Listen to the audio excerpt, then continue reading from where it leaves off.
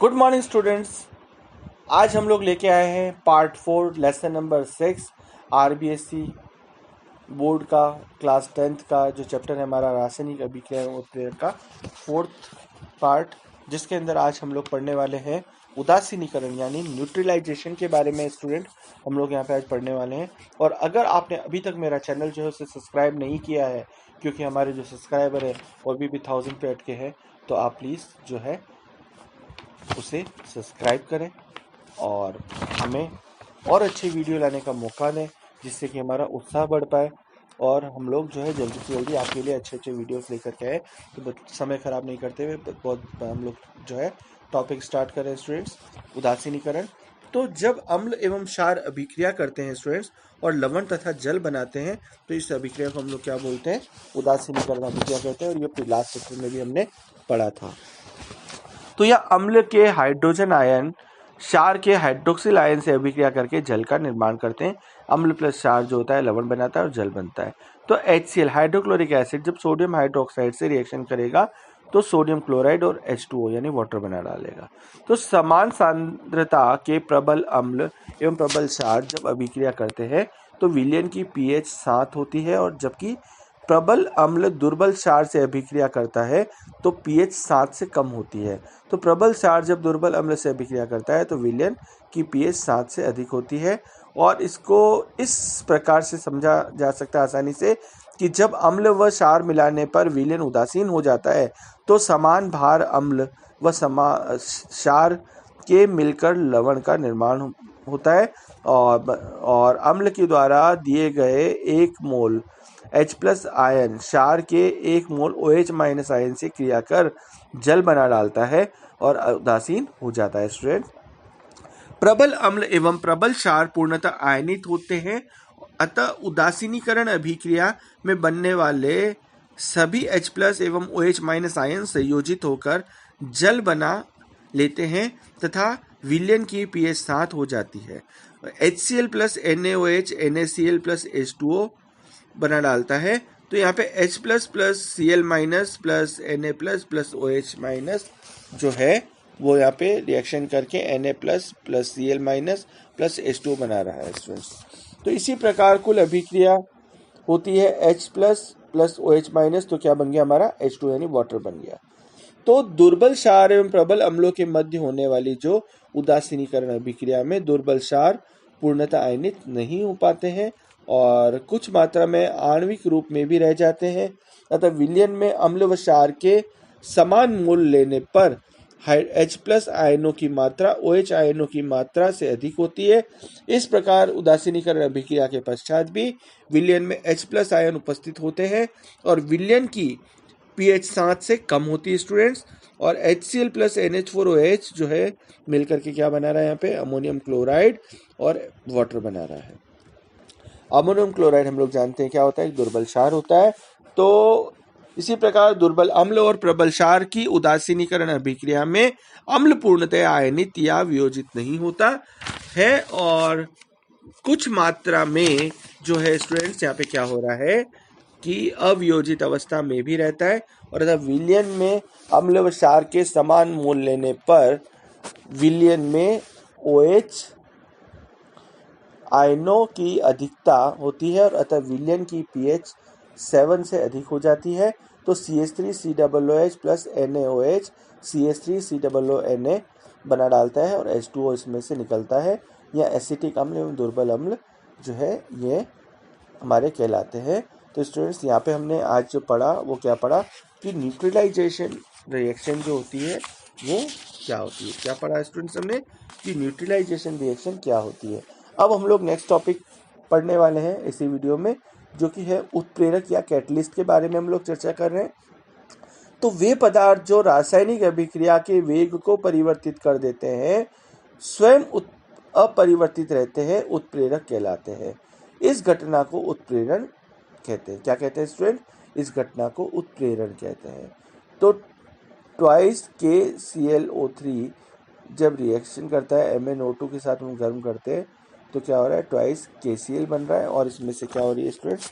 Oxygen यहाँ पे क्या हो रही है स्टूडेंट्स? ये रिएक्शन है हमारी वनस्पति तेल में से जब हाइड्रोजन गैस को प्रवाहित किया जाता है निकल उत्प्रेरक की उपस्थिति में तो वनस्पति घी में बदल जाता है। तो पोटेशियम क्लोरेट का तापीय अपघटन मैग्नीज डाइऑक्साइड को मिलाने पर कम ताप पर ही होने लग जाता है और अभिक्रिया में MnO2 व चूर्णित निकल धातु उत्प्रेरक का कार्य करता है। उत्प्रेरकों की क्रिया अवस्था आदि के आधार पर इसे अनेकों प्रकार में बांटा जाता है। तो अवस्था के आधार पर उत्प्रेरक के प्रकार जो है उसको अगर हम लोग देखें तो भौतिक अवस्था के आधार पर उत्प्रेरक जो होते हैं वो कैसे होते हैं, दो प्रकार के। कौन कौन से? समांगी उत्प्रेरक और विषमांगी उत्प्रेरक। तो सबसे पहले स्टूडेंट्स यहाँ पे हम लोग देख रहे हैं किसके बारे में, समांगी उत्प्रेरक के बारे में। तो जब रासायनिक अभिक्रियाओं में उत्प्रेरक, अभिकारक एवं उत्पाद तीनों समान भौतिक अवस्था में होते हैं तो उत्प्रेरक समांगी उत्प्रेरक कहलाता है तथा क्रिया जो है वो समांगी उत्प्रेरण कहलाती है। तो इसका अगर एग्जाम्पल हम लोग देखें स्टूडेंट्स तो मेथिल एसीटेट जब वाटर से रिएक्शन करता है हाइड्रोक्लोरिक एसिड की प्रेजेंस में तो एसिटिक एसिड बन जाता है और मेथेनॉल बनता है। सल्फर डाइऑक्साइड जो है ऑक्सीजन की उपस्थिति में ऑक्सीजन से रिएक्शन करता है NO गैस की उपस्थिति में तो twice SO3 sulphur try oxide SO3 बन जाता है। अब हम लोग देख रहे हैं स्टूडेंट यहाँ पे क्या, विषमांगी उत्प्रेरक के बारे में। तो जब रासायनिक अभिक्रियाओं में अभिकारक एवं उत्प्रेरक की भौतिक अवस्था भिन्न होती है तो उत्प्रेरक को विषमांगी उत्प्रेरक कहा जाता है तथा क्रिया विषमांगी उत्प्रेरण कहलाती है। तो यहाँ पे N2+3H2 गिव्स क्या बन गया, यहाँ पे Fe जो है वो क्या हमारा उत्प्रेरक है और अमोनिया बन गया 2 NH3। वनस्पति तेल जो कि लिक्विड फॉर्म में है और हाइड्रोजन गैस फॉर्म में है, निकल उत्प्रेरक की उपस्थिति में वनस्पति घी बन जाता है। सूक्ष्म विभाजित निकल धातु उत्प्रेरक की उपस्थिति में वनस्पति तेलों का हाइड्रोजनीकरण करके वनस्पति घी बनाया जाता है। या तेल द्रव्य अवस्था में है, हाइड्रोजन गैसीय अवस्था में, निकल तथा घी ठोस अवस्था में होता है। अगर क्रिया के आधार पर उत्प्रेरकों को देखा जाए स्टूडेंट्स तो क्या होते हैं हमारे, धनात्मक उत्प्रेरक, ऋणात्मक उत्प्रेरक, और तीसरा होता है स्वतः उत्प्रेरक और चौथा होता है जैव उत्प्रेरक। तो अब हम आगे देखते हैं इसको। तो सबसे पहले आता है स्टूडेंट्स हमारा धनात्मक उत्प्रेरक। तो रासायनिक अभिक्रिया के वेग को बढ़ाने वाले उत्प्रेरक धनात्मक उत्प्रेरक कहलाते हैं। और यहाँ पे आपके टेक्स्ट बुक में पेज नंबर 73 पे इसका अच्छा एग्जांपल दिया है। KClO3 gives twice KCl plus thrice O2 और SO2 प्लस O2 जो है NO की उपस्थिति में ट्वाइस SO3 बना डाल रहा है। ऋणात्मक उत्प्रेरक की अगर बात करें तो रासायनिक अभिक्रिया के वेग को कम करने वाले उत्प्रेरक ऋणात्मक उत्प्रेरक कहलाते हैं। जैसे कि H2O2 हाइड्रोजन पर ऑक्साइड ग्लिसरॉल की उपस्थिति में ट्वाइस H2O प्लस O2 में बदल जाता है। ग्लिसरॉल की उपस्थिति में H2O2 के अपघटन की दर कम हो जाती है अतः हाइड्रोजन पर ऑक्साइड का संग्रहण करने के लिए इसमें सूक्ष्म मात्रा में ग्लिसरॉल मिला देते हैं और twice CHCl3 plus O2 gives C2H5OH और gives twice COCl2 plus twice HCl बन गया, यहाँ पे फॉस्जीन बन गया। तो क्लोरोफॉर्म वायु की ऑक्सीजन में स्वतः ही ऑक्सीकृत होकर विषैली गैस फॉस्जीन बनाती है और इस अभिक्रिया की गति को बंद करने के लिए इसमें थोड़ी मात्रा में एथेनॉल मिला दिया जाता है स्टूडेंट्स। अब आता है हमारा स्वतः उत्प्रेरक। जब किसी रासायनिक अभिक्रिया में बना उत्पाद स्वयं ही उत्प्रेरक का कार्य करता है अर्थात अभिक्रिया के वेग को बढ़ा देता है तो वह उत्पाद स्वतः उत्प्रेरक कहलाता है। जैसे कि एथिल एसीटेट जो है वाटर से रिएक्शन करके एसिटिक अम्ल और एथेनॉल बना डाल रहा है। तो प्रारंभ में अभिक्रिया मंद गति में होती है परंतु उत्पाद एसिटिक अम्ल के कुछ मात्रा में बनने के बाद अभिक्रिया का वेग बढ़ जाता है स्टूडेंट्स और अभिक्रिया में एसिटिक अम्ल स्वतः उत्प्रेरक का कार्य करता है। अब आता है नेक्स्ट हमारा जैव उत्प्रेरक। तो जैव रासायनिक अभिक्रिया की गति को बढ़ाने में जो पदार्थ काम में लिए जाते हैं उन्हें जैव उत्प्रेरक कहते हैं और उन्हें जो है एंजाइम भी कहा जाता है। एंजाइम जटिल नाइट्रोजनी कार्बनिक यौगिक होते हैं जो कि भिन्न भिन्न जैव रासायनिक क्रियाओं के लिए विशिष्ट होते हैं। तो यहाँ पे यूरिया NH2CONH2 रिएक्शन कर रहा है, H2O से यूरिएज एंजाइम काम में ले रहे, ट्वाइस NH3 बन गया और CO2। माल्टेज एंजाइम से ग्लूकोज में बदल जाता है।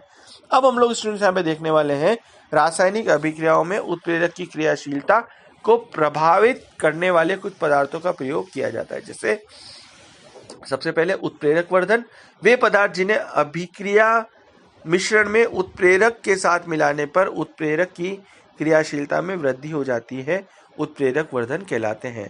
ये केवल उत्प्रेरक की क्रियाशीलता को बढ़ाते हैं एवं स्वयं उत्प्रेरक नहीं होते। जैसे N2+ थ्राइस H2, तो आप देख रहे हैं यहाँ पे ट्वाइस NH3 बना, किसकी प्रेजेंस में? आयरन या मॉलिब्डेनम। MO यानी मॉलिब्डेनम का चूर्ण होता है और Fe आयरन होता है, तो क्रियाशीलता को बढ़ाकर अभिक्रिया की गति को और अधिक बढ़ा डालता है। तो वनस्पति तेल हाइड्रोजन Ni या कॉपर की उपस्थिति में वनस्पति घी बन जाता है स्टूडेंट्स। तो निकल उत्प्रेरक तथा कॉपर उत्प्रेरक वर्धक होता है यहाँ पे। अब नेक्स्ट आता है हमारा उत्प्रेरक विष क्या होता है? वे पदार्थ जिन्हें अभिक्रिया मिश्रण में मिलाने पर उत्प्रेरक की क्रियाशीलता कम हो जाती है, उत्प्रेरक विष कहलाते हैं। जैसे N2+ थ्राइस H2 आयरन मिलाने पर ट्वाइस NH3 बन जाता है स्टूडेंट्स। क्या बन गया यहाँ पे? ट्वाइस NH3 बन गया स्टूडेंट्स। तो इस अभिक्रिया में कार्बन मोनोऑक्साइड गैस मिला दी जाए तो आयरन उत्प्रेरक की क्रिया में कमी आ जाती है स्टूडेंट्स। अब हमारे आते हैं स्टूडेंट्स, लास्ट हमारा टॉपिक है, इसमें उत्प्रेरक के गुणों के बारे में हम लोग बात कर रहे हैं। तो उत्प्रेरक केवल रासायनिक अभिक्रिया के वेग में परिवर्तन के लिए उत्तरदायी नहीं होते, उनके स्वयं के रासायनिक संगठन एवं मात्रा में कोई परिवर्तन नहीं होता है। नेक्स्ट आता है, अभिक्रिया मिश्रण में उत्प्रेरक की सूक्ष्म मात्रा में उपस्थिति की पर्याप्त होती है। प्रत्येक अभिक्रिया के लिए एक विशिष्ट उत्प्रेरक होता है, अर्थात एक ही उत्प्रेरक सभी अभिक्रियाओं को उत्प्रेरित नहीं कर सकता है, तो अलग अलग चाहिए होते हैं। उत्प्रेरक अभिक्रिया को प्रारंभ नहीं करता, केवल उसके वेग को बढ़ाता है। उत्क्रमणीय अभिक्रियाओं में उत्प्रेरक अग्र व प्रतीप दोनों अभिक्रियाओं के वेग को समान रूप से प्रभावित करता है स्टूडेंट। और उत्प्रेरक एवं निश्चित ताप पर ही अत्यधिक क्रियाशील होते हैं और ताप बदलने पर इनकी क्रियाशीलता प्रभावित हो जाती है स्टूडेंट। तो ये हमारा जो चैप्टर है वो कंप्लीट हो गया है ना, और इसके आपके जो है अलग अलग 4 पार्ट बनाए गए हैं। तो आप सारे पार्ट को आप वीडियो को देखें। और अभी तक भी अगर आपने स्टूडेंट्स अगर आपने मेरे चैनल को सब्सक्राइब नहीं किया है तो प्लीज़ आप उसे सब्सक्राइब करें, लाइक करें, शेयर करें और बेल आइकन को प्रेस करना ना भूलें।